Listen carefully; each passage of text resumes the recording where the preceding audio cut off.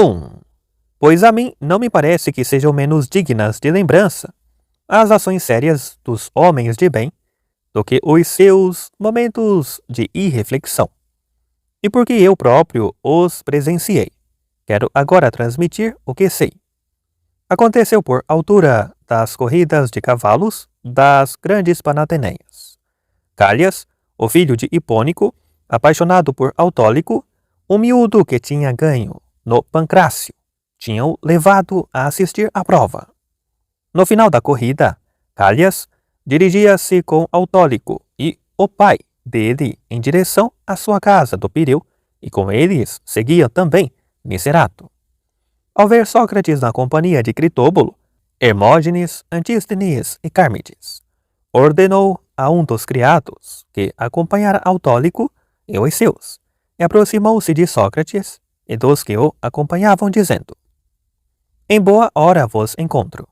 Vou dar um jantar em honra de Autólico e do pai, e acho que seria muito mais brilhante se o meu salão se visse ornamentado com homens com um espírito tão refinado quanto o vosso, em vez de generais, comandantes de cavalaria e outros ambiciosos. Sócrates respondeu-lhe: Passas o teu tempo a desprezar-nos, porque tu pagaste bom dinheiro a Protágoras, para adquirires sabedoria e a Górgias, a Pródico e a muitos outros. E olhas para nós como se fôssemos uma espécie de autodidatas em matéria de filosofia. Até agora, replicou Calhas, tenho disfarçado na vossa frente a minha capacidade para desenvolver muitos e sábios discursos. Mas agora, no caso de querem acompanhar-me, hei de mostrar-vos a que ponto mereço a vossa atenção. De início, Sócrates e os seus, como era natural, agradeceram o convite, sem se comprometerem, mas quando ficou claro que ele ia ficar muito aborrecido caso não fossem, lá aceitaram. E assim, apareceram mais tarde, uns depois dos treinos e das massagens, outros depois de um banho. Autólico estava sentado junto ao pai e aos outros. Naturalmente, estenderam-se nos leitos. Quem quer que presenciasse a cena perceberia logo que a beleza é por natureza um predicado régio, especialmente se acompanhada de modéstia e discrição, como era o caso de Autólico. De fato, tal como uma luz que surge no meio da noite atrai todos os olhares, assim também a beleza de Autólico fazia que todos virassem para ele os olhos, pois em nenhum dos que o olhava o espírito deixava de ficar emocionado na sua presença. Uns emudeciam e outros tentavam, a todo custo, conter-se. É certo que todos os que parecem estar possuídos por um Deus são dignos de contemplação, mas enquanto os que são possuídos por outros deuses tendem a ter um olhar terrífico, uma voz assustadora e gestos violentos. Os que estão inspirados pelo casto amor têm os olhos cheios de ternura, uma voz doce e gestos mais nobres. Assim se comportava Calhas por causa desse amor, o que o tornava muito mais interessante aos olhos do que também estava iniciados nesse mesmo culto. Os convivas iam jantando em silêncio, como se assim tivesse sido determinado por algo superior. Eis, senão quando bateu à porta Filipo, o comediante, pedindo a quem lhe abriu que o anunciasse a ele e a razão que o trouxera. Dizia que vinha preparado com tudo o necessário, mas à custa dos outros, e acrescentava que trazia o moço muito contrafeito, porque não traziam nada e estava de estômago vazio. Calhas, ouvindo tais palavras, exclamou: Na verdade, meus amigos, é uma vergonha negar-lhe, nem que seja um teto. Deixem-no entrar. E, ao tempo que falava, olhou para Autólico, para ver como reagira ele à brincadeira. Filipe, de pé no meio do jantar, dirigiu-se aos convivas. Todos vocês sabem que sou um comediante. E estou aqui muito bem disposto porque acho que é muito mais engraçado vir jantar sem convite do que tendo sido convidado. Pois então arranja um lugar, respondeu-lhe Calhas. Porque, como vês, os convidados estão muito sérios, mas pode ser que lhes apeteça rir. E enquanto o jantar prosseguia, Filipe tratou logo de dizer qualquer coisa com piada, para dar cumprimento à razão pela qual costumava convidá-lo para os banquetes.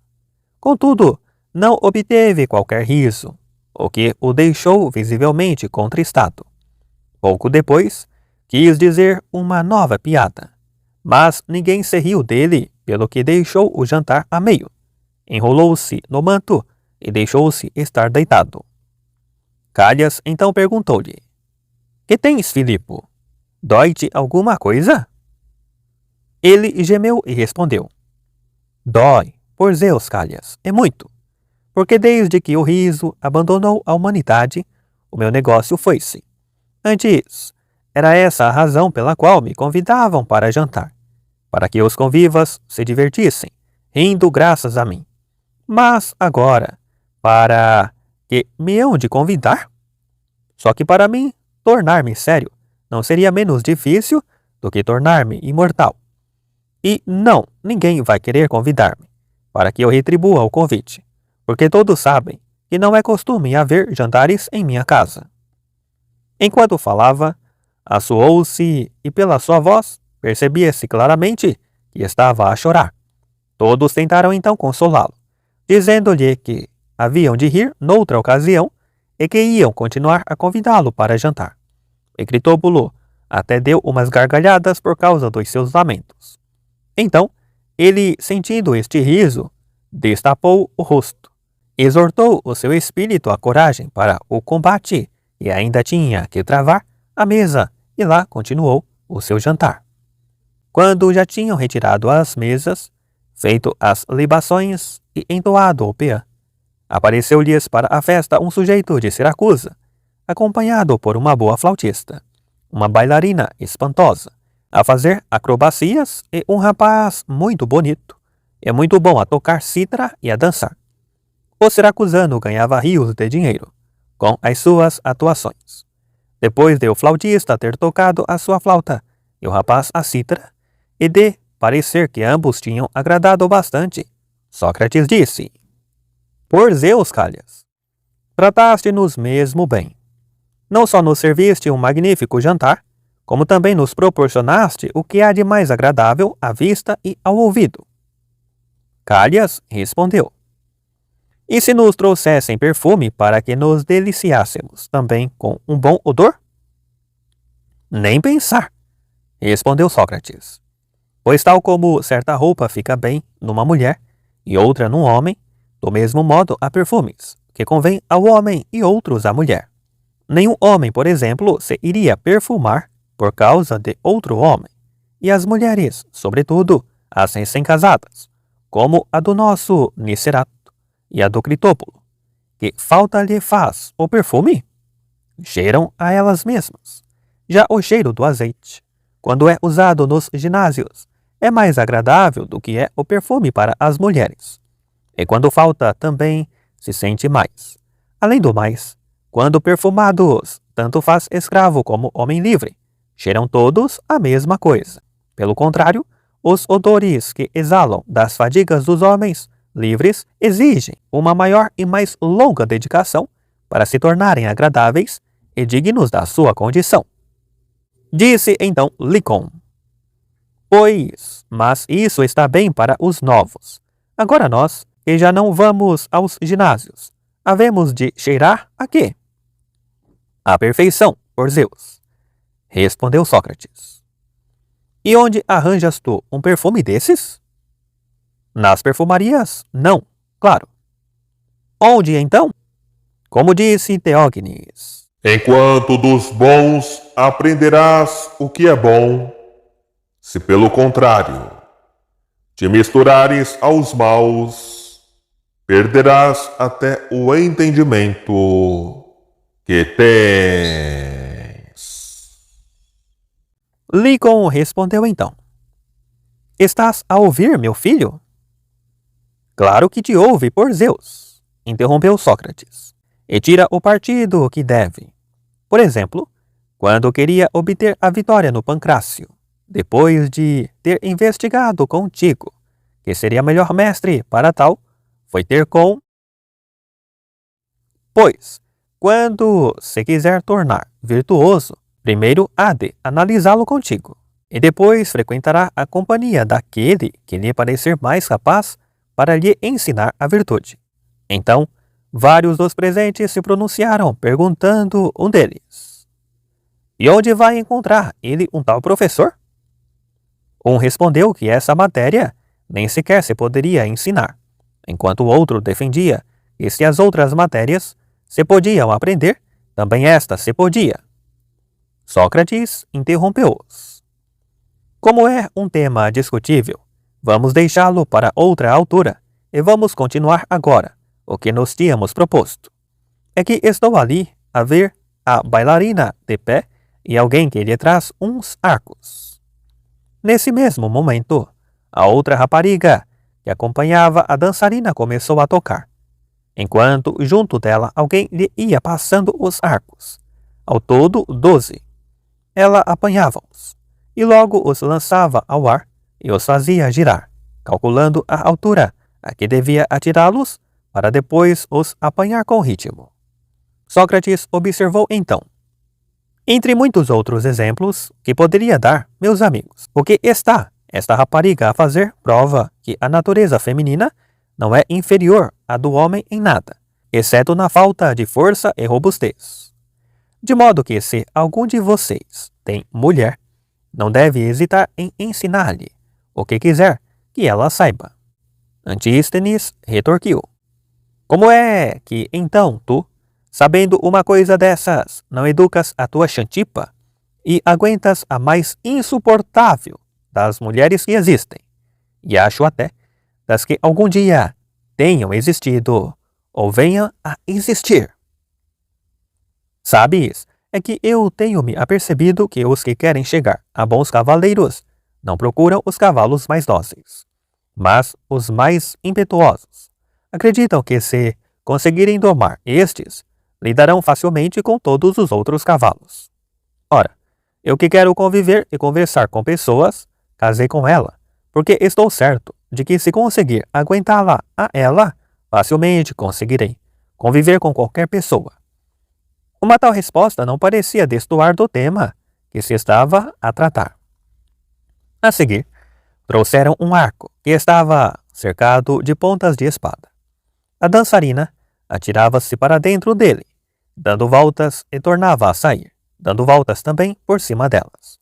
Os que estavam a assistir receavam que se ferisse, mas ela conseguia fazê-lo com determinação e sem qualquer hesitação.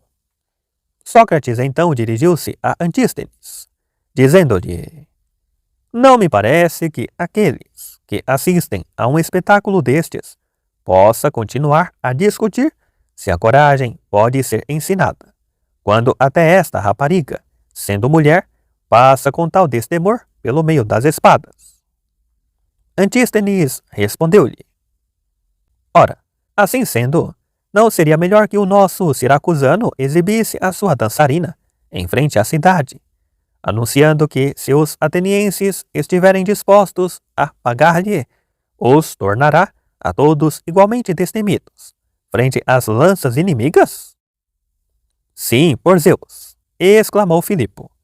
E eu desfrutaria vendo Pisandro, o demagogo, aprendendo a rodar no meio das espadas. Ele que agora não consegue nem olhar para as lanças, nem está disposto a sair de campanha com o seu exército. A seguir começou a dançar o rapaz, e Sócrates disse: Já viram como este bonito rapaz parece mais bonito ainda, enquanto dança, do que quando está parado? Respondeu Carmides: Parece-me que estás a elogiar quem o ensinou a dançar. Sim, por Zeus, concordou Sócrates. Até porque reparei num outro aspecto: enquanto dança, parte alguma do seu corpo está parada, movimentando ao mesmo tempo o pescoço, as pernas e os braços, já que é assim que deve dançar aquele que pretender um corpo em boas condições físicas. Até eu, bem que gostaria de ter aprendido contigo, Siracusano, estes passos de dança. E de que te serviriam eles? Perguntou o outro. Pois para dançar, por Zeus. Todos riram ao ouvir a resposta. Sócrates então perguntou com ar bastante sério. Estão a rir de mim? Só porque quero fazer exercício, para ter mais saúde, ou ter mais prazer a comer ou a dormir.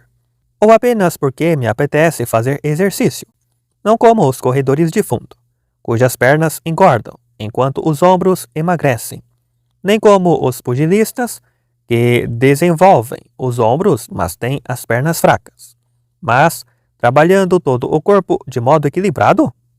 Ou riem-se, porque não precisarei de procurar um companheiro de exercícios, nem terei de me estar a despir, porque já estou velho, e bastar-me-á um quarto com a medida de 7 camas, tal como agora chegou a este rapaz esta sala, para se pôr a suar. E porque durante o inverno terei de fazer exercícios debaixo de teto, e quando o calor foi muito, à sombra? Ou riem porque estou com a barriga grande e quero reduzi-la um pouco? Não sabem que ainda há pouco aqui o Carmides me apanhou a dançar? É verdade, por Zeus, respondeu Carmides. E a princípio fiquei perplexo, pensando que tivesses enlouquecido. Mas quando te ouvi razões semelhantes às que agora estás a enumerar, eu próprio, quando cheguei a casa, só não me pus a dançar também, porque nunca aprendi, só sei dar umas voltitas com os braços. Mas, por Zeus, disse Filipo, é por isso que as tuas pernas pesam tanto, como os teus ombros. Se pesasses diante dos fiscais da ágora, a parte de cima e a parte de baixo do teu corpo, como se fossem pães, não te aplicariam qualquer multa.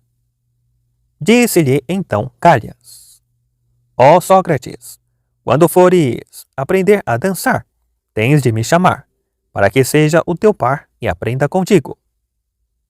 Nesse caso, disse Filipo, alguém que me apanhe a flauta, para que eu também possa dançar. Levantou-se e começou a imitar os passos do rapaz e da rapariga. E tal como inicialmente tinha elogiado os gestos que faziam o rapaz parecer mais belo, no caso dele, cada movimento do seu corpo parecia ainda mais grotesco do que o habitual. E tal como a rapariga, ao dobrar-se para trás, imitava os arcos, ele fazia o mesmo agachando-se para a frente.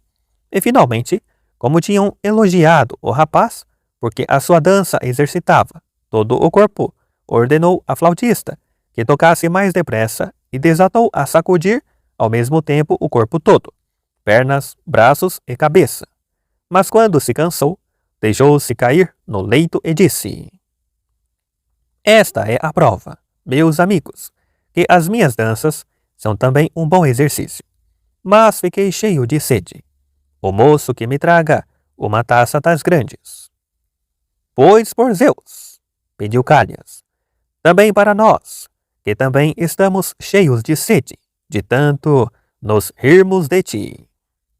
Disse Sócrates então, também a mim, meus amigos, me parece que é uma boa ideia que bebamos.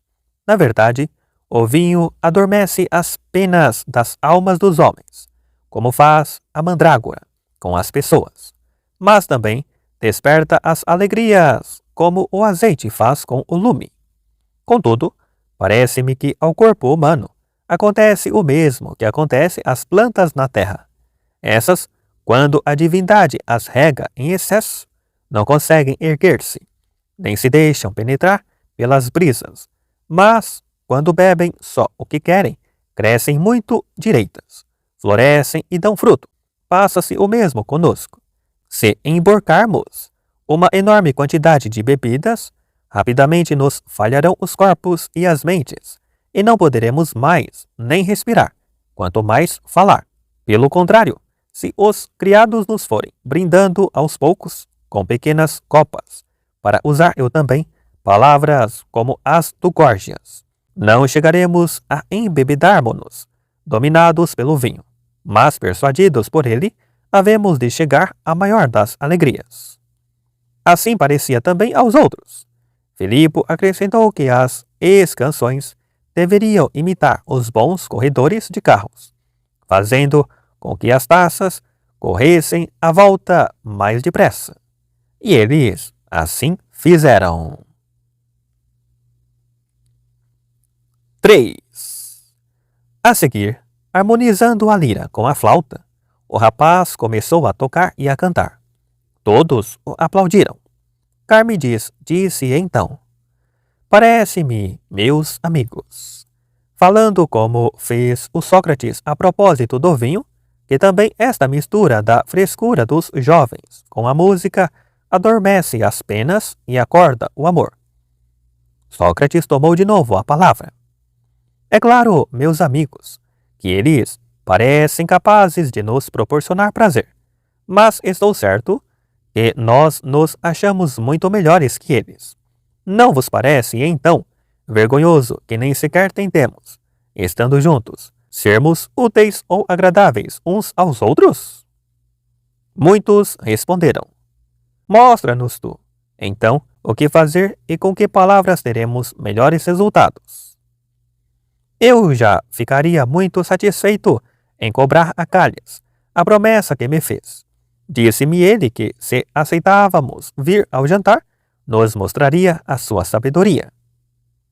E mostro, se todos vocês mostrarem também a vossa.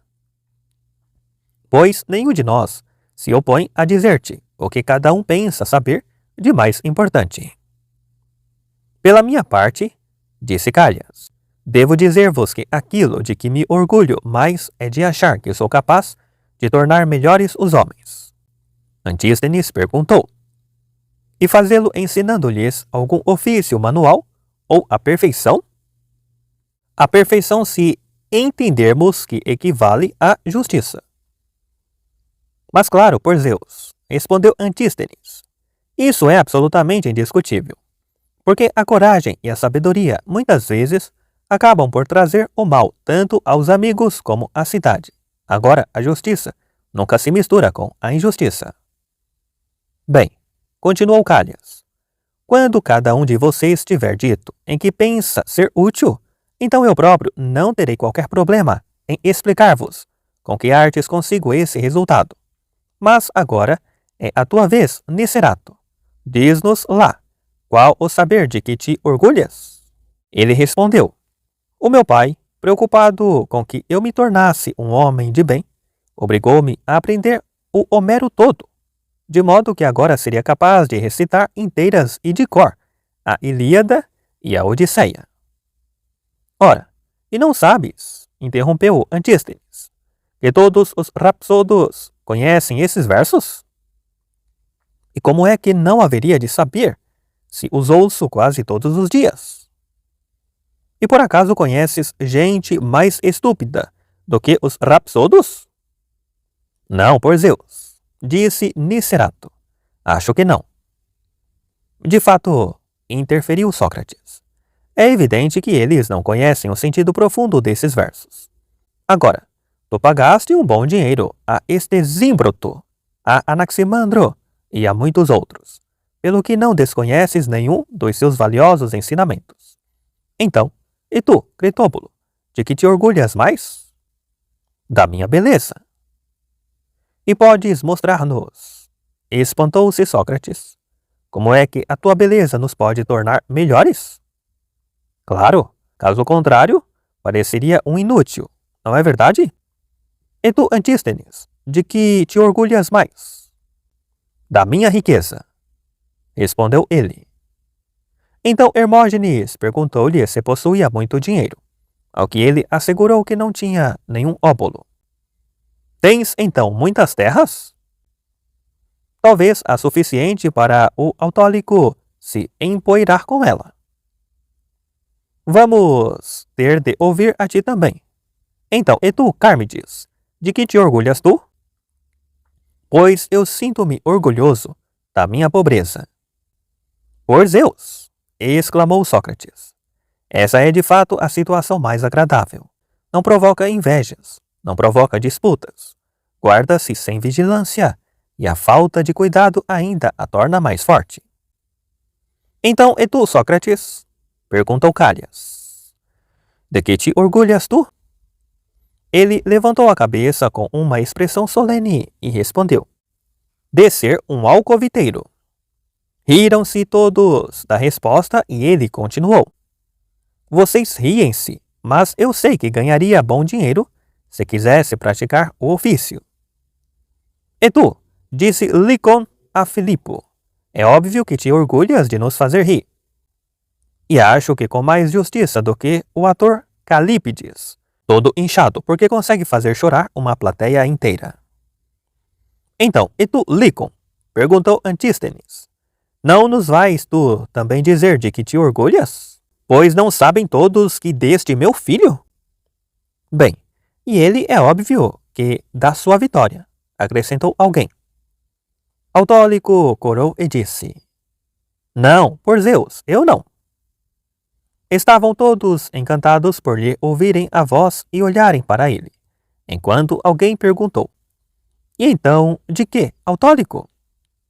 Do meu pai, respondeu, e do pai e, ao mesmo tempo, inclinou-se para ele. Callias, vendo-o, disse: sabes, Licon, que és o mais rico dos homens? Por Zeus, de fato, não sei. Mas não vês que não aceitarias os tesouros do grande rei em troca do teu filho? Sou obrigado a concordar. Realmente, parece que sou o mais rico dos homens. E tu, Hermógenes? Perguntou Nicerato. De que te orgulhas tu? Da virtude e do poder dos meus amigos, que sendo o que são, se preocupam comigo. Nessa altura, todos olharam para ele e muitos lhe perguntaram se não queria dizer quem eles eram. Ele respondeu que não teria inconveniente. 4. A seguir foi a vez de Sócrates intervir. Resta-nos então, a cada um, demonstrar o que apresentou como motivo de orgulho. Peço-vos que me ouçam a mim em primeiro lugar, pediu Callias. O tempo que demoro a ouvir-vos questionarem-se sobre o que é justiça é o tempo que eu demoro a tornar justos os homens. E como consegues tu tal proeza, meu amigo? Perguntou Sócrates. Por Zeus, dando-lhes dinheiro. Antístenes, indignado, perguntou-lhe em tom bem inquisidor. E parece-te, Callias, que os homens trazem a justiça nas almas ou nos bolsos? Nas almas. Ah, mas é passando-lhes dinheiro para o bolso que lhes tornas as almas mais justas? Claro. Mas como? Porque tendo com que comprar o que necessitam, não vão querer correr riscos cometendo delitos. E costumam devolver-te o que recebem? Claro que não, por Zeus, claro que não. E agradecem-te ao menos o tal dinheiro? Não, de maneira nenhuma. Alguns até me detestam mais do que antes de o receberem. Que coisa espantosa! Exclamou Antístenes, fixando-o com o mesmo ar inquisidor. Consegues que sejam justos com outros, mas não contigo. E o que é que isso tem de espantoso? Perguntou Callias. Também vês muitos carpinteiros e construtores que fazem casas para os outros, mas que não conseguem fazê-las para si mesmos, e vivem em casas alugadas. Como vês, meu sabichão, também tens de sofrer as minhas inquirições. E tens mesmo, por Zeus, disse Sócrates, porque também dos adivinhos se diz que anunciam o futuro dos outros, mas não são capazes de prever o próprio. E a discussão acabou por aqui. Depois foi a vez de Nicerato. Ouça-me, por favor, no que hão de ser melhores se seguirem os meus ensinamentos. Sabem, claro, que Homero, o mais hábil dos poetas, versou quase todos os temas humanos. Se algum de vocês quiser ser administrador, orador, general ou igualar-se a Aquiles, a Ajax, a Nestor ou a Ulisses, é só passar mais tempo comigo. é que eu sou perito em todas essas matérias. E conheces também a arte de ser rei? Perguntou Antístenes. Porque Homero louvou Agamenon por ser ao mesmo tempo um bom rei e um bom guerreiro. Mas claro, por Zeus. E também sei que, quando se conduz um carro, é preciso dar a volta, contornado o marco e que... Inclinando-se o condutor no cimo do seu carro bem polido, ligeiramente para a esquerda, e o cavalo da direita, gritar-lhe e espicaçá-lo, enquanto afrouxa com as mãos as rédeas. E ainda sei outra coisa que poderão experimentar de imediato. Há um passo onde Homero fala de... Cebolas para acompanhar a bebida. Se alguém nos trouxer agora uma cebola, vão ver rapidamente como ela é útil. Bebe-se com muito mais gosto. Carmides interrompeu-o. Meus amigos, aqui o Nicerato quer voltar para casa a gerar a cebola, para que a mulher tenha a certeza que ninguém pensou sequer em beijá-lo. Sim, por Zeus, ripostou Sócrates. Mas assim arriscamo-nos a que fiquem com mais uma ideia ridícula a nosso respeito. A cebola parece ser de fato um bom acompanhamento, e não só dá mais gosto à comida, mas também à bebida. Ora, se nos pomos a comê-las, agora depois de jantar, vão dizer que viemos à casa de Calhas para nos empanturrarmos. Mas de modo nenhum, Sócrates, respondeu ele. Porque comer cebola convém precisamente a quem vai combater. É a mesma coisa que fazem os que alimentam com alhos os galhos antes de os atiçarem para o combate. Agora nós parece que queremos mais beijar do que a lutar. E a discussão ficou mais ou menos assim. Cristóbulo disse então: é a minha vez agora de vos dizer por que é que estou orgulhoso da minha beleza. Diz lá, pediram os outros. Pois bem, se eu não for belo, como eu acho que sou, então vocês com justiça deveriam ser castigados por me enganarem. Porque ninguém vos obriga, mas vocês estão sempre a dizer-me que eu sou belo. E eu acredito, porque vos tenho por homens de bem. Mas se de fato sou belo, e acontece convosco o mesmo que me acontece a mim, diante de quem é belo, juro-vos pelos deuses, que não trocaria a minha beleza pelo império do grande rei. Porque a mim dá-me mais prazer olhar para Clínias do que para todas as belezas do mundo. Poderia ficar cego para todo o resto, desde que pudesse ver apenas o Clínias. Até aborreço a noite e o sono, porque não o vejo, e sinto-me grato ao dia e ao sol, porque de novo me revelam Clínias. Também há outra coisa de que nos devemos orgulhar, nós que somos belos. O homem forte tem de obter os seus bens com esforço, o corajoso correndo riscos, o sábio falando. Agora, o belo, pelo contrário, pode conseguir qualquer coisa sem esforço. Eu, por exemplo, mesmo conhecendo o prazer das riquezas, sentiria maior prazer em dar a Clínias tudo o que tenho, do que em receber de outra pessoa igual valor. E com gosto trocaria a liberdade pela escravatura, se Clínias quisesse ser meu dono. Assim, ser-me-ia mais fácil trabalhar do que estar sem fazer nada, e preferiria arriscar-me por ele do que viver isento de perigos. Por isso, Calhas, se tu te orgulhas de tornar mais justos os outros homens, eu ainda me orgulho mais, e com maior razão do que tu, de os conduzir a toda a classe de virtude, porque com o nosso alento, nós que somos belos, tornamos os nossos amados mais desprendidos dos bens materiais, mais amantes de esforço e mais ávidos de glória nos perigos, e ainda mais modestos e comedidos, já que até coram mais do que o necessário. É uma loucura não escolherem os belos para generais. Eu, por exemplo, pelo Clínias, até atravessaria o fogo, e estou certo que vocês fariam o mesmo por mim. Por isso, Sócrates, não questiones mais que a beleza seja útil aos homens. Também não se deve desacreditar a beleza, dizendo que murcha rapidamente. Aquele que é belo em criança é o em jovem, em adulto ou em velho.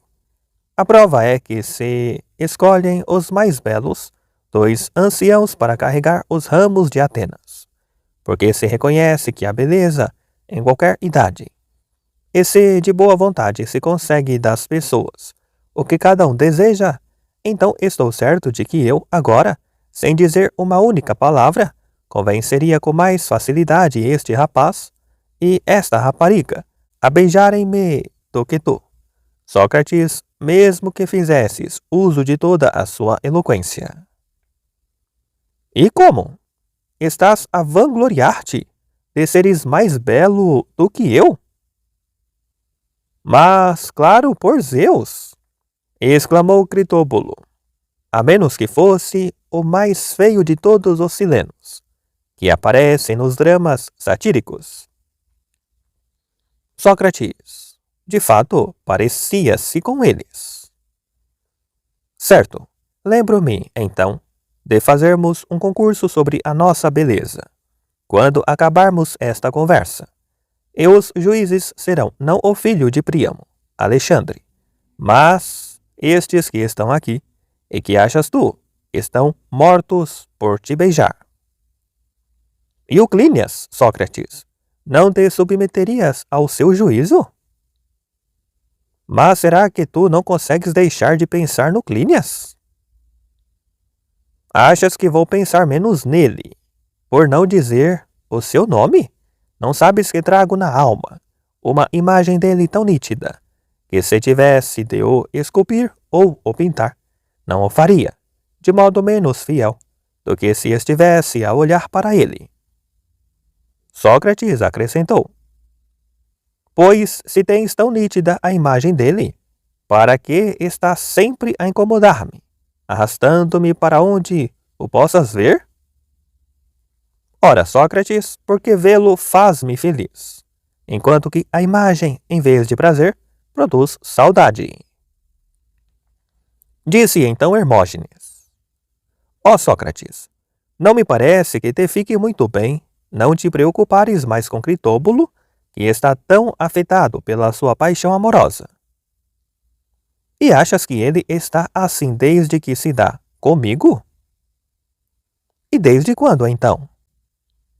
Não vês que ainda agora lhe está a descer um buço desde as orelhas, enquanto a barba de Clínias já sobe para trás? A verdade é que quando frequentavam a mesma escola, apaixonou-se perdidamente por ele. Quando o pai percebeu, mandou-mo para ver se eu podia fazer algo de útil. E olhem que está muitíssimo melhor. Antes, era como aqueles que contemplavam as górgonas. Olhava-o petrificado, sem conseguir afastar-se dele. Agora, até já ouvi a piscar o olho. Embora, pelos deuses, meus amigos, dizem por aí que até já beijou o Clínias. Ora, não há nada de mais perigoso para atiçar o amor, porque um beijo é insaciável e leva a esperanças voluptuosas. E o fato de, entre todos os nossos comportamentos, só a união dos lábios ter a mesma designação do amor das almas faz com que o beijo tenha uma importância muito maior.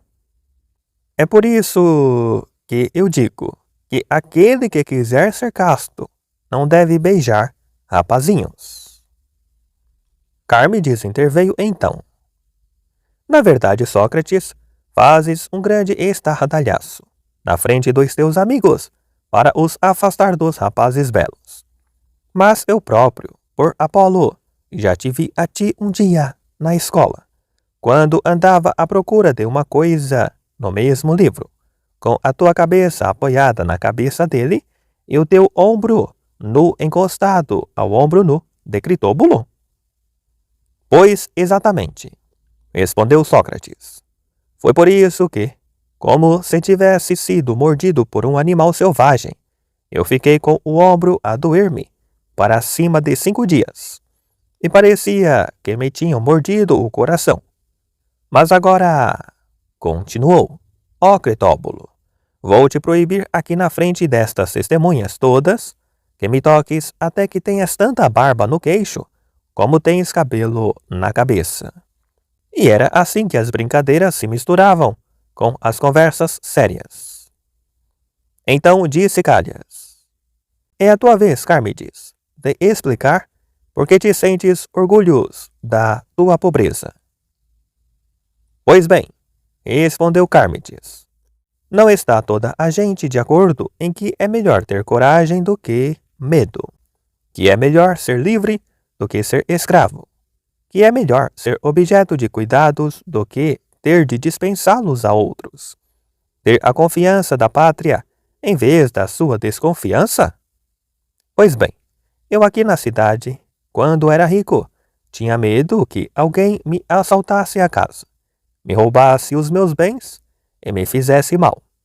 Depois tinha de adular os sycofantas, pois sabia que mais depressa me podiam fazer mal eles a mim do que eu a eles. Além disso, a cidade estava sempre a exigir-me mais gastos e não me permitia viajar, nem circular livremente. Agora, pelo contrário, como já não tenho bens no estrangeiro, como já não tiro qualquer proveito de colheitas na minha propriedade, e se vendeu boa parte do meu patrimônio, desfruto dormindo o que me apetece. Tornei-me o homem de confiança da cidade. Ninguém me ameaça. Posso até ameaçar outros. E sou livre de sair da cidade ou de ficar por aqui. A minha passagem, os ricos levantam-se e cedem-me o passo na rua. Pareço um rei, enquanto antes era claramente um escravo. Era eu quem pagava tributo ao povo, enquanto agora é a cidade que me paga tributo a mim e me sustenta. Mas, quando era rico, condenava-me por me dar com Sócrates. Mas desde que sou pobre, já ninguém se incomoda comigo. Quando tinha muito, estava sempre a perdê-lo, ou por causa da cidade, ou por azar. Agora já não perco nada, porque não tenho nada, e ainda tenho sempre a esperança de ganhar alguma coisa. Ora, perguntou Callias, não tens vontades de voltar a ser rico? E se tiveres um bom sonho, fazes um sacrifício para o afastar? Não, por Zeus, não faço nada disso. Aguento todos os riscos destemidamente, se tiver esperança de conseguir alguma coisa em alguma parte. Então, e tu, Antístenes? Continuou Sócrates. Como é que, não tendo grandes bens, te orgulhas de ser rico? Porque eu acredito, meus amigos, que as pessoas não têm a riqueza e a pobreza dentro de casa, mas nas suas almas. De fato, vejo muitas pessoas comuns que, mesmo tendo grandes riquezas, se consideram tão pobres que afrontam todo o tipo de fadigas e de riscos para terem ainda mais, e sei até de irmãos que, tendo herdado partes iguais, um tem o suficiente, às vezes até lhe sobra, e ao outro falta-lhe tudo. Também sei de alguns reis que têm uma tal sede de riquezas, que cometem crimes mais atrozes do que os pobres mais necessitados, porque a necessidade leva muitos a roubar, a assaltar, a vender homens livres como escravos, e há reis que destroem famílias inteiras, que chacinam populações e que até reduzem cidades inteiras à escravatura para conseguirem riquezas. Pois bem, faz-me muita pena este tipo de indivíduos por causa da doença que tem. É como uma pessoa que, por mais que tenha e que coma, esteja sempre com fome. Eu tenho tantos bens que nem consigo vê-los.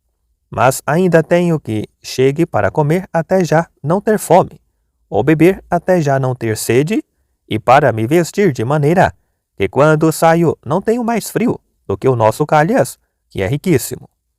E quando estou em casa, os muros parecem-me túnicas cálidas, e os telhados mantos grossos, e a cama que tenho é tão boa que até me custa levantar-me. E quando o corpo me pede amor, chega-me tão bem o que tenho, que as mulheres de que me aproximo me enchem de carícias, porque nenhum outro quereria aproximar-se delas. E todos estes prazeres me parecem tão agradáveis que não desejaria encontrar mais prazer ao praticar cada um deles, mas menos. Acho até que alguns me são mais doces do que convém.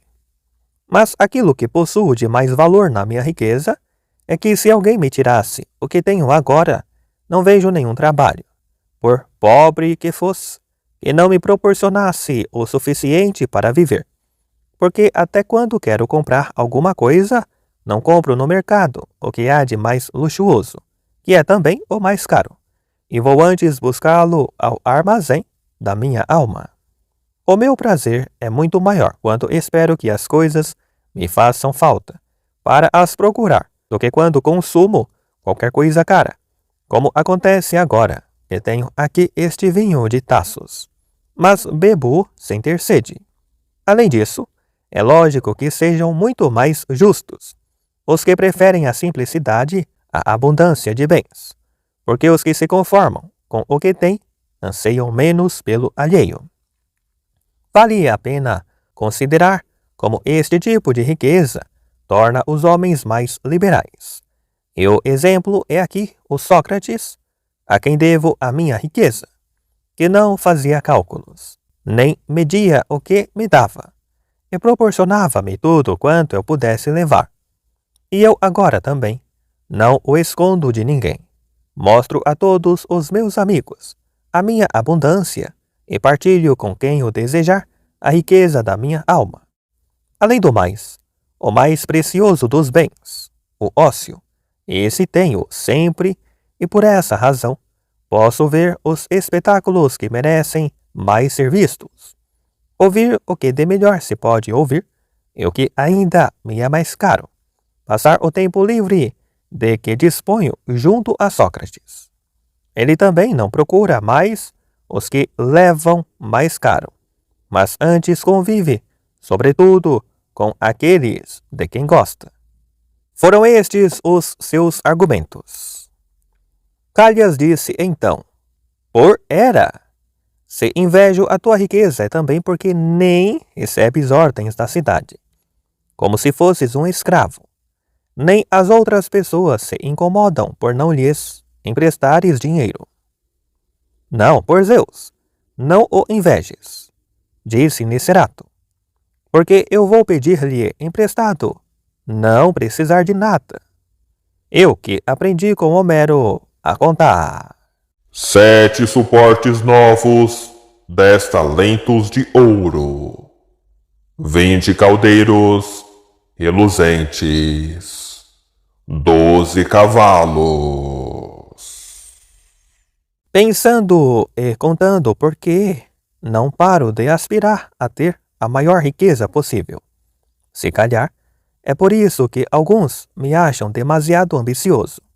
Começaram todos a rir, convencidos de que ele estava a falar sério.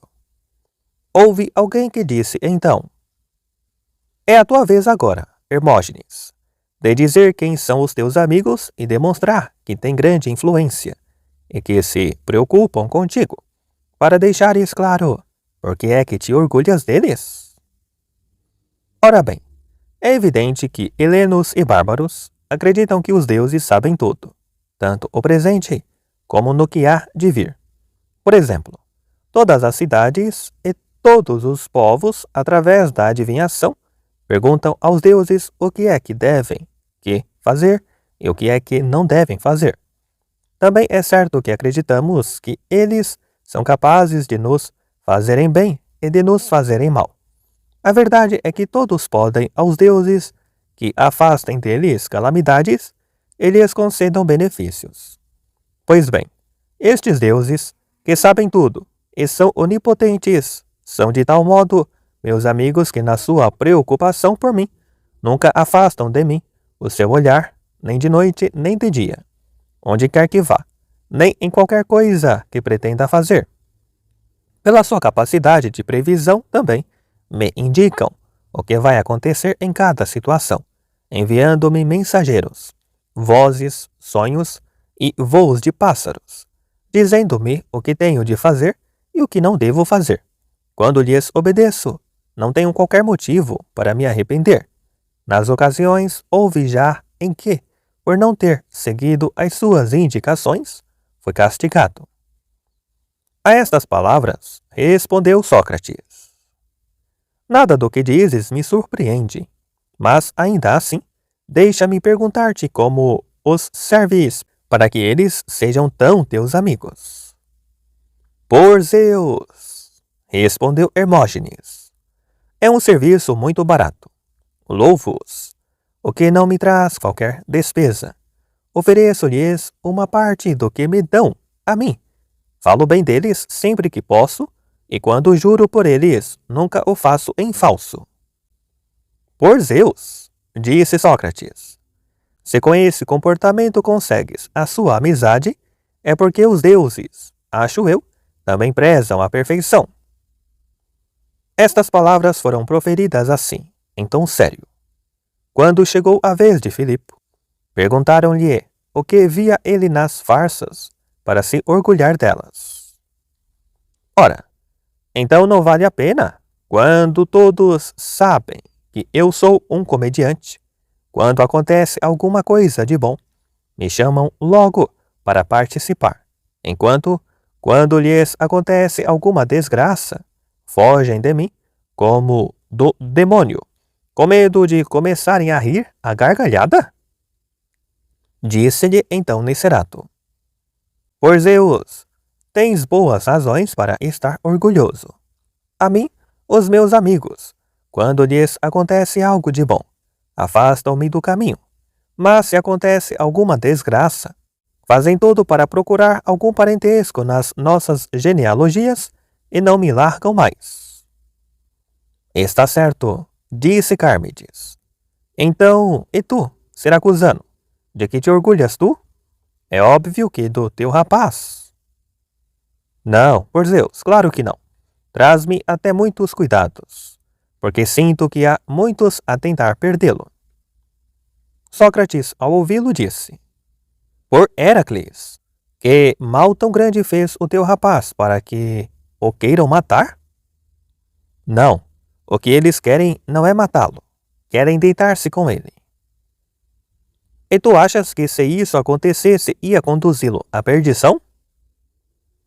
Sem dúvida nenhuma, por Zeus. Então, e tu não te deitas com ele? Claro, por Zeus, todas as noites e durante a noite inteira. Então, por Hera, exclamou Sócrates, que grande sorte tens tu, que tens tão boa pele que és o único que não estragas os que se deitam contigo. Devias estar orgulhoso, pelo menos, da tua pele. Pois não, por Zeus, não é disso que me orgulho. Então do que é? Da insensatez dos homens, por Zeus. São eles que me sustentam, vindo ver os meus bonecos. Era por isso, então, disse Filipo, que te ouvi recentemente a pedir aos deuses que, no sítio onde tu estivesses, trouxessem colheitas abundantes e uma grande falta de inteligência. Já está bem, interrompeu Callias. E agora, Sócrates, podes dizer-nos por que te orgulhas dessa arte de má fama a que te referiste? Vejamos em primeiro lugar quais são as atividades de um alcoviteiro. Não tenham dúvidas em responder a tudo quanto vos pergunte, para termos a certeza do que é que estamos de acordo. Parece-vos bem? Sem dúvida, responderam. E foram respondendo com o mesmo, sem dúvida, a cada uma das questões. Pois bem, continuou Sócrates, não vos parece que é próprio do bom alcoviteiro fazer com que a mulher ou o homem que prostitui sejam agradáveis a quem se relaciona com eles? Sem dúvida, responderão eles. E para agradar não é preciso ter cuidado com os cabelos e com as roupas? Sem dúvida. E não sabemos também que o homem, como os mesmos olhos, pode olhar de modo amigável ou odioso? Sem dúvida. E uma mesma voz não pode ser discreta e descarada? Sem dúvida. E as conversas não podem levar as pessoas tanto à inimizade como à amizade? Sem dúvida. Então, destas artes, não deveria um bom alcoviteiro ensinar aquelas que fossem as mais convenientes para se ser agradável? Sem dúvida. E quem será melhor? O que pode tornar agradável uma única pessoa ou várias? Nesta questão, as respostas dividiram-se. Uns diziam que, obviamente, o que o faz com muitos. Outros continuavam a responder, sem dúvida.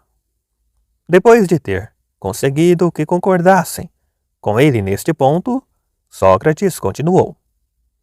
E se alguém fosse capaz de tornar agradáveis todas as pessoas da cidade, não seria o alcoviteiro perfeito? Certamente, por Zeus, responderam todos. E se alguém fosse capaz de o fazer com aqueles que mandam, não estaria, com razão, orgulhoso da sua arte e com razão pediria um bom salário? Como estavam todos de acordo, prosseguiu. Na minha opinião, esse homem é aqui o nosso Antístenes. Eu, Sócrates? Estás-me a passar o lugar? Claro, por Zeus, porque vejo és bem melhor numa arte complementar. E qual é? O de intermediário. Ele exclamou indignado. Ora essa! E por que achas tu que eu me dediquei a essa atividade, ó Sócrates? Porque te tornaste intermediário entre aqui o Calhas e o sábio pródigo, quando percebeste que este ansiava por sabedoria e o outro precisava de dinheiro. E sei que também o puseste em contato com Hípias de Élide, com quem aprendeu a técnica da memorização, o que ainda o tornou mais apaixonadiço, porque agora não consegue esquecer quando vê uma coisa bela. Ainda há pouco, quando me fizeste o elogio do estrangeiro de Heracleia, fizeste-me desejá-lo e relacionar-me com ele. E só tenho a agradecer-te. Parece-me de fato um homem de bem. E quanto a Ésquilo de Fliunte, elogiando-o na minha frente e a mim na dele, não nos deixaste de tal modo apaixonados, por causa das tuas palavras, que andávamos um atrás do outro como se fôssemos cães de corrida? Vendo essa tua capacidade, acho que és um bom intermediário, porque o homem que é capaz de reconhecer os homens que lhe podem ser úteis e consegue fazer com que eles se desejem uns aos outros, acho que também seria capaz de fazer com que as cidades se tornassem aliadas ou consertar os casamentos certos. E que ter um homem desses como aliado seria de extrema importância, tanto para as cidades como para os seus amigos. E tu ficas ofendido, como se ao dizer que és um bom intermediário, te estivesse a dizer uma coisa terrível. Não, por Zeus, agora já não. Se de fato tenho uma tal capacidade, vou ter a minha alma coberta de riquezas. E assim ficou concluída esta ronda de intervenções. 5. Calhas disse então. Então, e tu, Critóbulo, não vais enfrentar o Sócrates no tal debate sobre a beleza? Não vai fazê-lo, disse Sócrates, porque sabe que aqui o alcoviteiro tem boa fama diante dos juízes. Pois, pelo contrário, não me vou esquivar a isso. Assim, mostra-me lá, já que és tão sábio, e és mais belo do que eu. Só é preciso que alguém aproxime uma lacuna. Muito bem, respondeu Sócrates. Começo por te intimar diante da justiça. Tens de me responder. Podes perguntar. Achas que a beleza só é apanágio do homem ou também está presente noutras coisas? A mim parece-me, por Zeus, que também existe num cavalo, num boi e até em coisas inanimadas. Sei que um escudo pode ser belo e também uma espada e uma lança. E como é possível que estas coisas, que não têm qualquer parecença, sejam todas elas belas? Ora, por Zeus, todas estas coisas são belas se forem produzidas em conformidade com as atividades para as quais as adquirimos ou naturalmente dotadas para fazer face às nossas necessidades. Então são belas. Respondeu Critobolo. Sabes então para que nos são úteis os olhos? Claro, para vermos. Então os meus olhos são mais belos do que os teus? Como assim? Porque os teus só veem a direito, enquanto os meus, como são esbugalhados, também conseguem ver para os dois lados. Queres dizer que de todos os animais, os caranguejos são os que têm os olhos mais belos? Exatamente, porque têm os olhos que melhor se adequam à sua natureza. Certo. Então, e que nariz é mais belo, o teu ou o meu? Acho que o meu, se é que os deuses nos deram o nariz para cheirar, porque as tuas narinas estão viradas para baixo, enquanto as minhas são arrebitadas, e por isso captam os cheiros que vêm de todos os lados. E como é que um nariz achatado pode ser mais belo que um direito? Porque não atrapalha e deixa que os olhos vejam o que quiserem, enquanto o nariz alto é como se erguesse uma muralha arrogante diante dos olhos. Quanto à boca, disse Critobolo, já ganhaste. É que se foi feita para morder, podes morder muito mais do que eu. E como tens os lábios grossos, não achas também que os teus lábios devem trazer mais felicidade do que os meus? Ouvindo o que dizes, até parece que a minha boca é mais feia do que a dos burros.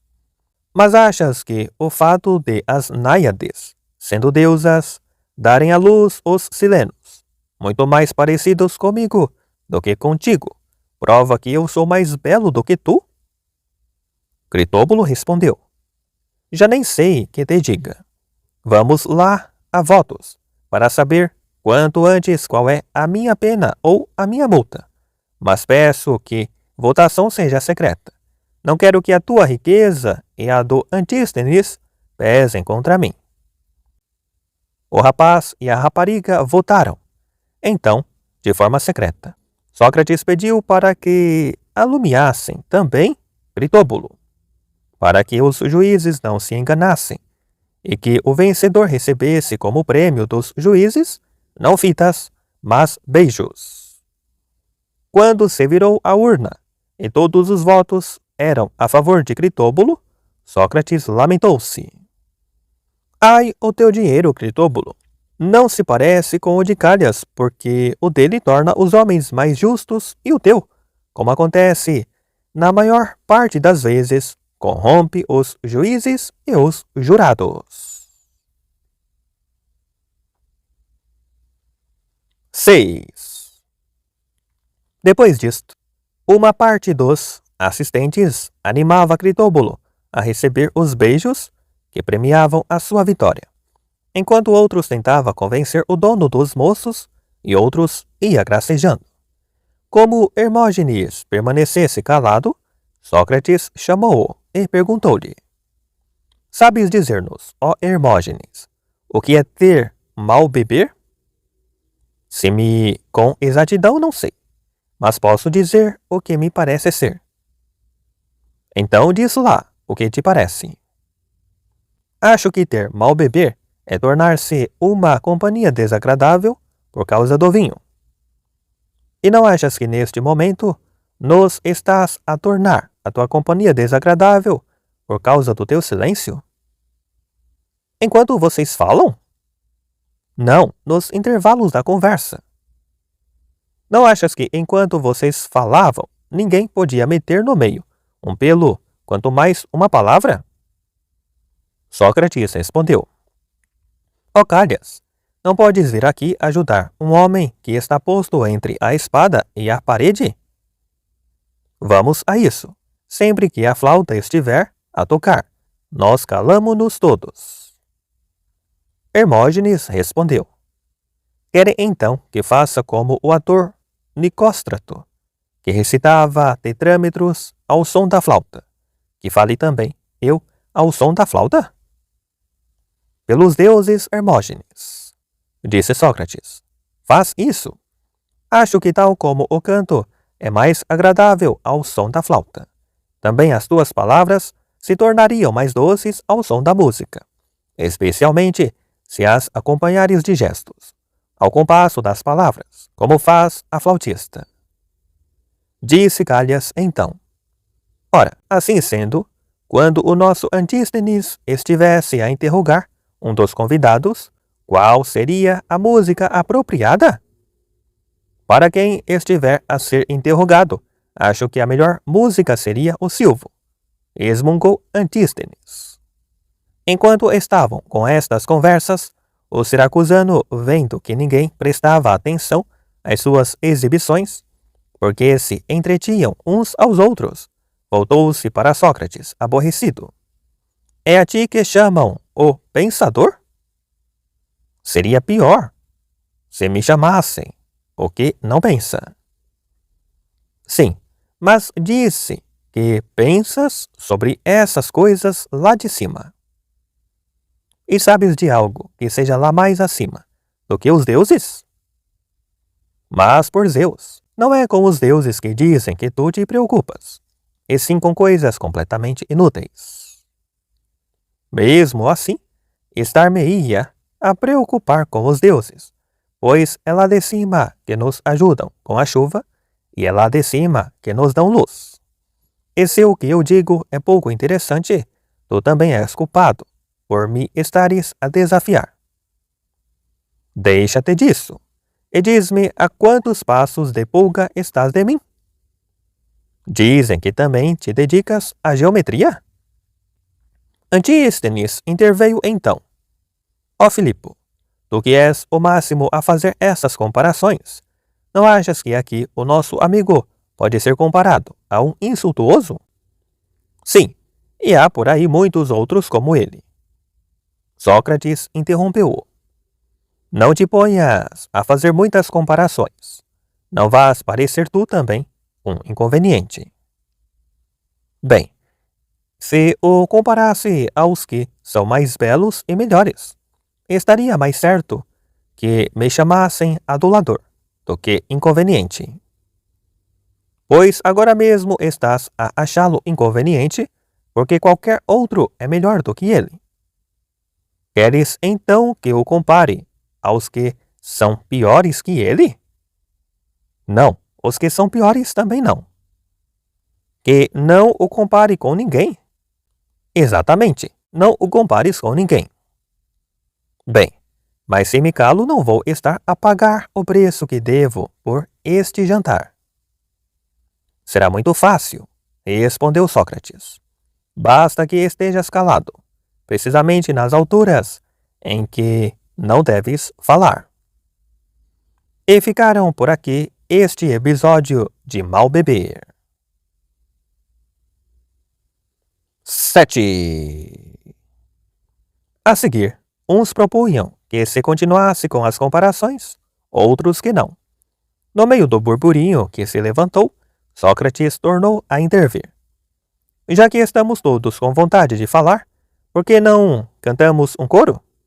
E ele começou logo a cantar. Quando acabaram, Trouxeram a bailarina uma roda semelhante à dos oleiros em cima, da qual ela havia de executar alguns malabarismos. Sócrates disse, então: é provável, siracusano, que, como dizias há pouco, eu seja um pensador. Agora mesmo estou aqui a matutar. Ou é que o teu rapaz e tua rapariga poderiam fazer para nos dar um espetáculo de que gostássemos. E tenho a certeza de que é isso mesmo que queres. Ora, parece-me que saltar entre espadas é uma exibição perigosa, que não se apropria do banquete. Ler e escrever em cima da roda, enquanto ela gira, pode ser um espetáculo admirável. Mas não estou a ver que prazer nos possa dar. E ver os corpos dobrados para imitar arcos também não é mais agradável do que vê-los parados. De fato, não é difícil encontrar uma coisa que nos surpreenda quando necessitamos dela. É até muito comum surpreender-nos com as coisas que estão ao nosso lado. Como? Porque é que a lâmpada dá luz só porque tem uma chama brilhante. Mas o cobre, que também é brilhante, não dá luz, mas reflete as imagens de outros objetos. Ou porque é que o azeite, apesar de líquido, ativa as chamas, enquanto a água, precisamente porque líquida, as apaga. Mas estas também são questões que neste momento não combinam com o vinho. Agora, se eles dançassem ao som da flauta, imitando os gestos das graças, das horas ou das ninfas, acho que o fariam com muito mais facilidade e que o banquete ficaria muito mais agradável. O siracusano respondeu: por Zeus, tens razão, Sócrates. Vou apresentar-vos um espetáculo que vos trará grande prazer. 8. Quando o espetáculo acabou, o siracusano foi aplaudido e Sócrates retomou o seu discurso. Meus amigos, será razoável que, tendo entre nós uma grande divindade que partilha o tempo com os deuses eternos, embora de aspecto mais jovem, que domina todas as coisas com o seu poder e que se instala na alma do homem, o amor, nos estejamos a esquecer dele, sobretudo quando todos nós fazemos parte do seu círculo? Eu acho que não houve momento algum em que não tenha estado apaixonado por alguém. Aqui o nosso Cármides. Sei que teve muitos que o amaram e que ele próprio suspirou por alguns. Cristóbulo, que ainda agora é amado, já está a suspirar por outros. Também Nicerato, pelo que ouvi dizer, está apaixonado pela mulher e é correspondido. Quanto a Hermógenes, qual de nós é que não sabe que é a perfeição o que o apaixona? Não estão a ver a sua fisionomia severa, o olhar sereno, a moderação das palavras, a doçura da voz, o feitio alegre? E apesar de tratar como amigos os deuses mais veneráveis, não despreza os homens, pois não? E tu, Antístenes, és o único que não estás apaixonado por ninguém? Ora, pelos deuses, estou perdidamente apaixonado por ti. Sócrates respondeu-lhe, entre brincalhão e vaidoso. Ah, não te ponhas agora com isso. Bem vês que estou ocupado com outro assunto. Antístenes replicou. Vê-se bem, meu alcoviteiro, de ti próprio. Estás sempre a fazer-me a mesma coisa. Umas vezes não falas comigo, porque a tua divindade não te deixa. Outras porque estás ocupado com outro assunto. Pelos deuses, Antístenes, respondeu-lhe Sócrates. Só não me batas. De resto, eu suporto o teu feitio violento, e hei de continuar a suportá-lo amigavelmente. Mas vamos esquecer esse teu amor, porque não se dirige à minha alma, mas apenas à minha beleza. E quanto a ti, Calhas, toda a cidade sabe que amas Autólico, e acho que o sabem até muitos estrangeiros. Isto porque os vossos pais são muito conhecidos, e mesmo vocês, os dois, são figuras públicas. Eu sempre admirei a tua maneira de ser, mas agora ainda te admiro mais, por ver que estás apaixonado, não por um sujeito efeminado pela preguiça, nem amaneirado por uma vida mimada, mas alguém que mostrou a todos a sua força e resistência, a sua bravura e a sua contenção. Estar apaixonado por essas qualidades abona a favor da natureza do amante. Se só há uma Afrodite, ou se são duas, a celestial e a vulgar, não sei. Até Zeus, que parece ser só um, tem vários nomes. O que sei, sim, é que cada uma delas tem altares separados, templos e rituais, mais livres e descontraídos os da vulgar, mais puros os da celestial. Será normal, então, supor-se que a vulgar preside aos desejos do corpo e a celestial aos da alma, aos da amizade e aos das boas ações. Parece-me, Calhas, que esse é o amor que te possui. Prova-me o fato de a pessoa que amas ser dotada de perfeição, e porque vejo que fazes que o pai o acompanhe quando te encontras com ele. Porque um homem de bem não tem nada a esconder do pai daquele que ama. Por era Sócrates, interrompeu Hermógenes. É por isso que eu te admiro tanto.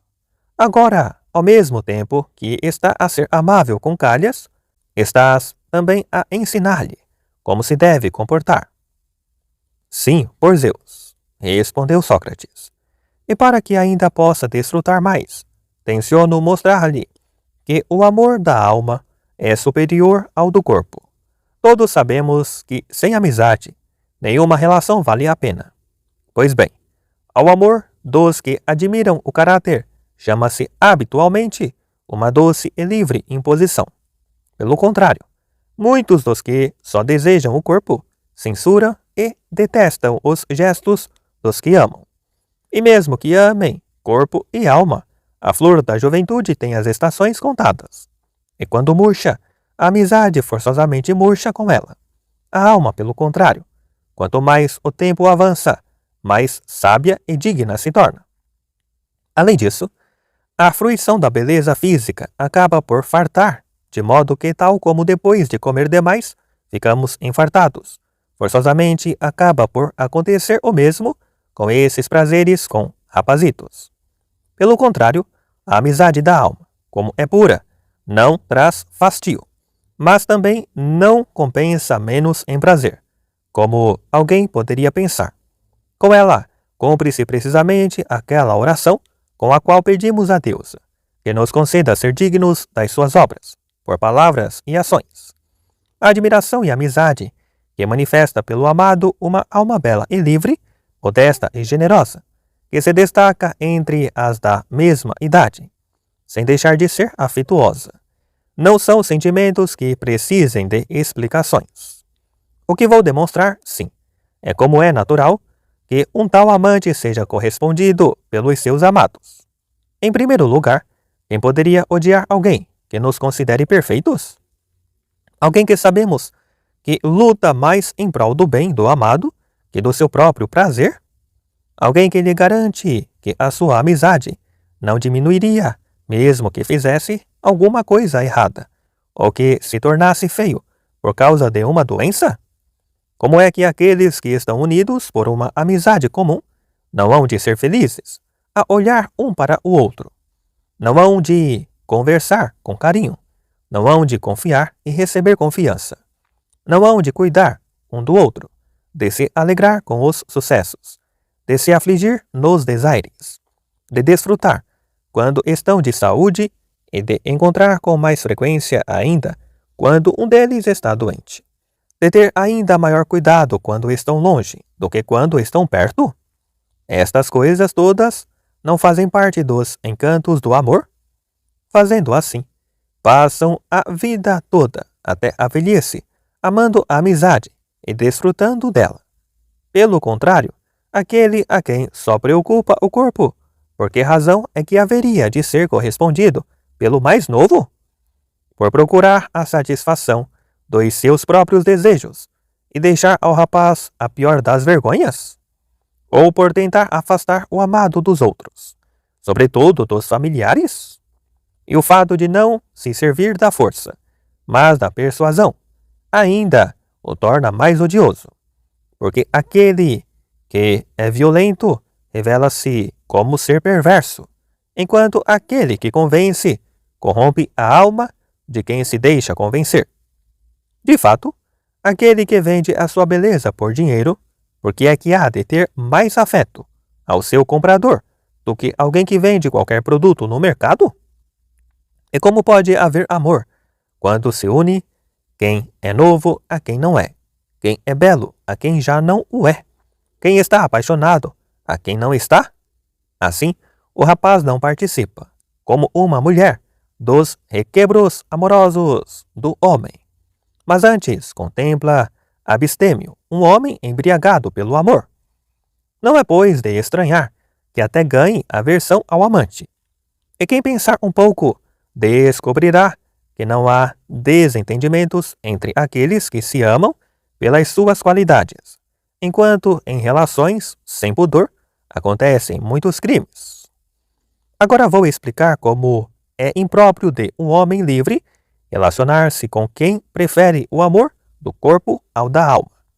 Com efeito, aquele que ensina a falar e a atuar como convém, com razão deve receber louvores, como Quirón e Fênix receberam por causa de Aquiles. Pelo contrário, aquele que só pensa no corpo, é natural que seja tratado como um mendigo. Anda sempre atrás de alguém, mendigando um beijo ou uma carícia. Se a minha linguagem for excessivamente desavergonhada, não se espantem. É o vinho que me excita, mas também o amor que convive sempre comigo e que me incita a falar com veemência contra o outro amor que é seu rival. Aquele que apenas se preocupa com a sua figura parece-me aquele que arrendou um terreno e que por essa razão não se preocupa em aumentar o seu valor, mas apenas em retirar dele a maior colheita possível. Pelo contrário, aquele que procura a amizade parece-se mais com aquele que é dono de um campo, investe em tudo quanto possa melhorar e aumentar o valor daquele que é objeto do seu afeto. Além disso, um rapaz que é amado e sabe que, com a sua beleza, dominará o seu amante, é lógico que não invista tanto. Agora, aquele que sabe que, se não for um homem de bem, não conservará uma amizade, esse certamente dará muito mais atenção à virtude.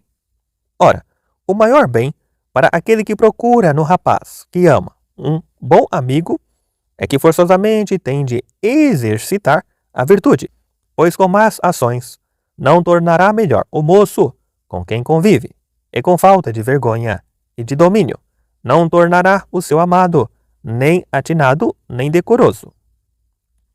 Estou ansioso, Calhas, por te mostrar com exemplos da mitologia que não são apenas os homens, mas que também os deuses e os heróis dão mais importância ao amor espiritual do que ao comércio do corpo. Vê Zeus, que a todas as mortais a que se uniu, seduzido pela sua beleza física, deixou-as continuar mortais, enquanto tornava imortais aqueles cujas almas nobres admirou. É o caso de Heracles, e também dos Dioscuros, e dizem de outros. Digo eu até que a Ganimedes Zeus levou-o consigo para o Olimpo, não por causa do seu corpo, mas da sua alma, como o próprio nome testemunha. Em Homero, de fato, encontramos a expressão exulta ao ouvi-lo, que quer dizer ouve-o com prazer. E no outro passo lê-se tendo no espírito pensamentos prudentes, ou seja, conhecedor do meu espírito de sábios conselhos. Ora, como é composto de Ganitai, exulta, e de Medeia, pensamentos, o nome Ganimedes significará não aquele que exulta o corpo, e sim aquele que exulta o espírito, e essa é a razão pela qual a honraram os deuses. Além disso, não é Nicerato? Homero representa a Aquiles vingando Patroclo de maneira gloriosa, não por ser seu favorito, mas por ser seu companheiro de armas. E Orestes e Pílades, tal como Teseu e Pirito, e muitos outros semideuses famosos. Não são celebrados em muitos poemas por terem dormido juntos, mas porque, unidos por uma admiração mútua, levaram a cabo em conjunto grandes e belos feitos.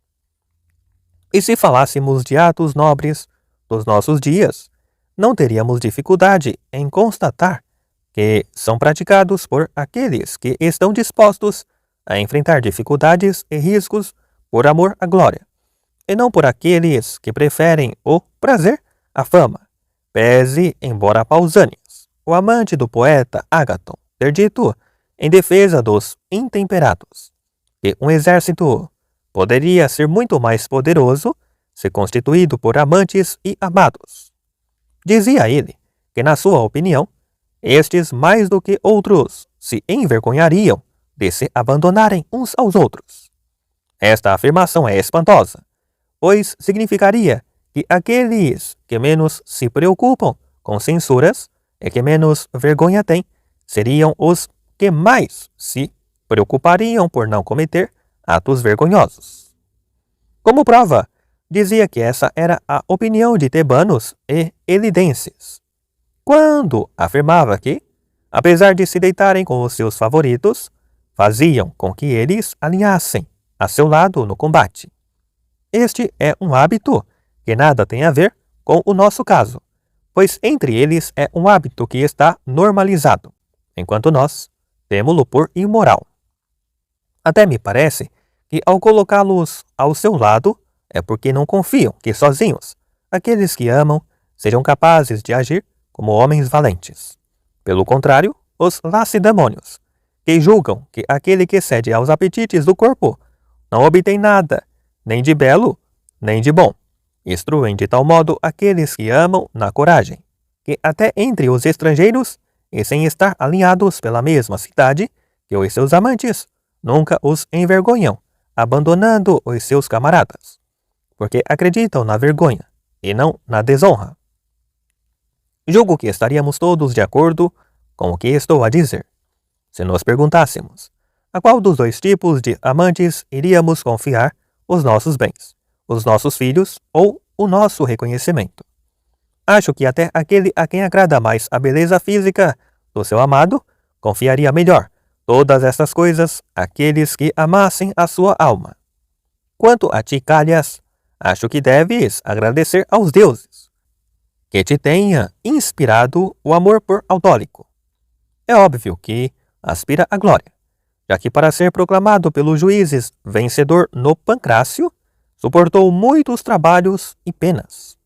E se julga que não se trará honra para ele e para o pai, mas também que, graças à sua valentia, fará o bem aos amigos e aumentará a grandeza da pátria, erguendo troféus ganhos ao inimigo, obtendo a admiração de todos e sendo ilustre, tanto entre helenos como entre bárbaros. Como não acreditar que terá também as maiores honras aquele que melhor o acompanhar em tais empreendimentos? Assim, se lhe quiseres agradar, tens de rever quais os conhecimentos que tornaram possível que Temístocles libertasse a Hélade. Tens de estudar o que sabia Péricles para ter sido considerado o melhor conselheiro da cidade. Tens de ver como outrora as reflexões de Solon lhe permitiram promulgar as melhores leis para a cidade, e tens também de te perguntar com que treinos podem os lacedemônios ser considerados os melhores chefes militares. Tu és representante dos governos estrangeiros, e é em tua casa que se hospedam os mais importantes deles. Portanto, sabes que em breve a cidade se colocará nas tuas mãos, se assim o quiseres. Tem todas as qualidades requeridas de famílias tradicionais, sacerdotes dos deuses que instituiu Erecteu, que com Íaco defrontou os bárbaros. E agora, nas suas celebrações, pareces ser um sacerdote mais imponente do que os teus antepassados. Tens um porte digno de se ver na cidade e uma figura capaz de suportar esforços. Se parecer que estou a falar com demasiada seriedade, Para quem está a beber, não se espantem. Partilho sempre com a cidade da paixão por homens bons, por natureza, e que procuram a virtude com entusiasmo. Enquanto os outros discutiam sobre o que tinha acabado de se dizer, Autólico contemplava Calhas. E Calhas, olhando-o de soslaio, disse: Então, Sócrates, vais prostituir-me diante da cidade, para que me dedique aos assuntos públicos e nunca deixe de te agradar?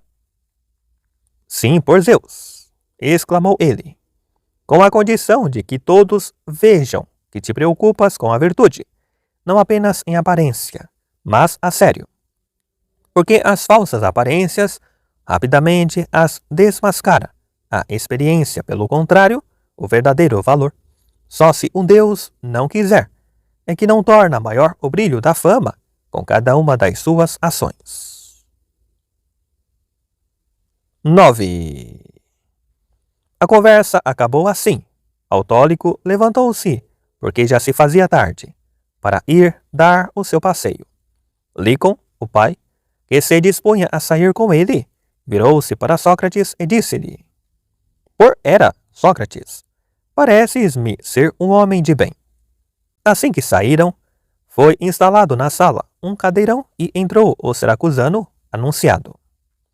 Meus senhores, Ariadna vai entrar no quarto nupcial, que partilha com Dionísio. Depois há de entrar Dioniso, embriagado depois de um banquete entre os deuses. Aproximar-se-á dela, e brincarão os dois. Entrou então Ariadna, vestida de noiva, e sentou-se no cadeirão. Ainda não chegara Dionísio, quando se ouviu da flauta um ritmo báquico, e assim puderam apreciar o trabalho do ensaiador. Mal ouviu o som, Ariadna pôs-se a gesticular de modo que todos percebiam como estava feliz por ouvi-lo. Não saiu ao encontro do deus, nem se levantou, mas era notório que mal podia esperar. Quando Dionísio a viu, correu para ela, dançando como faria o marido mais apaixonado. Sentou-se-lhe no colo, abraçou-a e beijou-a. Ela parecia envergonhada, mas correspondeu ao abraço com amor. Os convivas aplaudiam gritando: Outra vez! Outra vez! Dionísio levantou-se e ajudou Ariadna a levantar-se, e era extraordinário de ver os passos e as figuras dos amantes, beijando-se e abraçando-se. E vendo que Dionísio, verdadeiramente belo, e Ariadna, tão encantadora, não fingiam os beijos que davam na boca, todos os espectadores ficavam muito excitados. Pareceu-lhes ouvir Dioniso perguntar-lhe se o amava, e ela fazendo juras tão apaixonadas que não apenas Dionísio, mas todos os presentes seriam capazes de jurar que rapaz e rapariga se amavam efetivamente. Não pareciam atores ensaiados para esta pantomima, mas duas pessoas a quem permitiram realizar algo que há muito desejavam. No final, vendo os convivas que os dois ficavam abraçados e se retiravam, parecendo que iam dormir juntos, os solteiros juraram casar-se e os casados montaram os seus cavalos e galoparam rumo às suas mulheres, para receberem iguais prazeres. Sócrates e os outros que restavam saíram com Calhas, para se juntarem a Lico e ao filho no seu passeio. E com esta saída terminou o banquete.